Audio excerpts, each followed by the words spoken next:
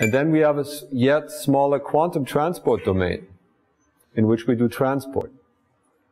And in here we solve the Poisson-Schrödinger equation in full band tight binding, and we connect the quantum transport through source and drain resistances and scale the interior properties of the device, in terms of current and voltage, to exterior properties. And we use a source and drain resistance of 190 ohm micrometer that have been sort of taken from the experimental data.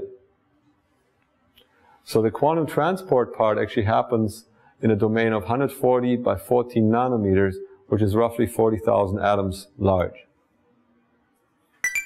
So here's a performance analysis now and the results that we get. So first, we do a strain calculation in this large domain, and if we take a cut along the channel, we find the valence force field relaxation, and then we approximate it by a uniform biaxial strain tensor. If we cut through the device here in the central region, we see the strain as computed by the valence force field, and then we approximate it by a uniform biaxial strain tensor.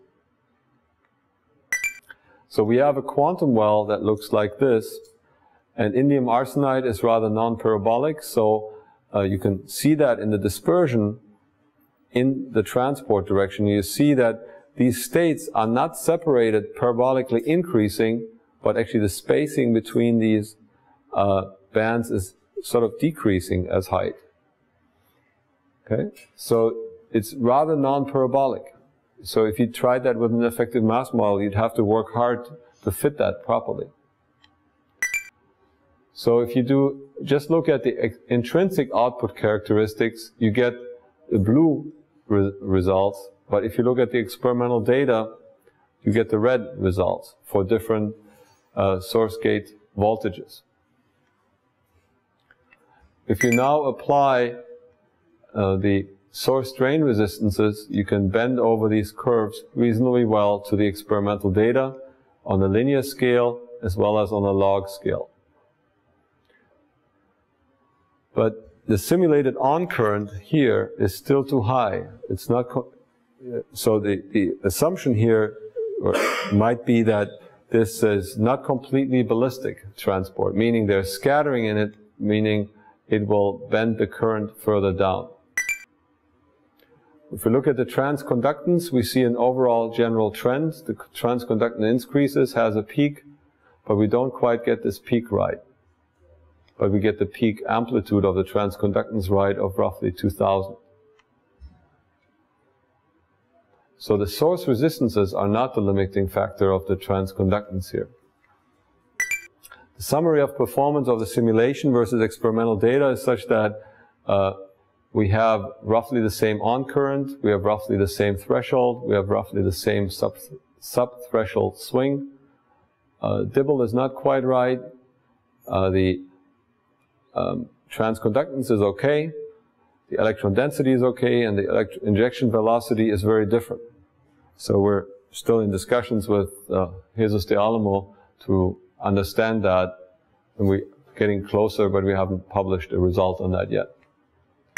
So there's challenges and open issues. The open issue might be the injection velocity at the virtual source, and the simulation overestimates the measurements by roughly a factor of 2, and that may influence our conclusion on this.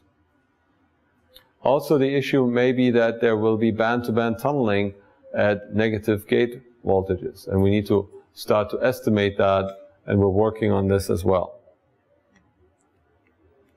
So in conclusion, we have modeled atomistically a hemmed device that was built at MIT. We understand what the important device physics are. We modeled the strain, we modeled the electrostatics, and we modeled the transport through the structure in atomistic tight binding. So we will continue to improve the contact models in this device. There's actually complicated heterostructures that I haven't even talked about, and investigate the scaling of the gate length, what happens if you make the gate smaller, and see how important scattering might be.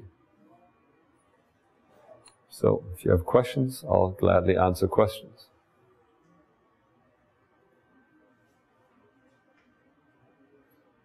Easy? Very good.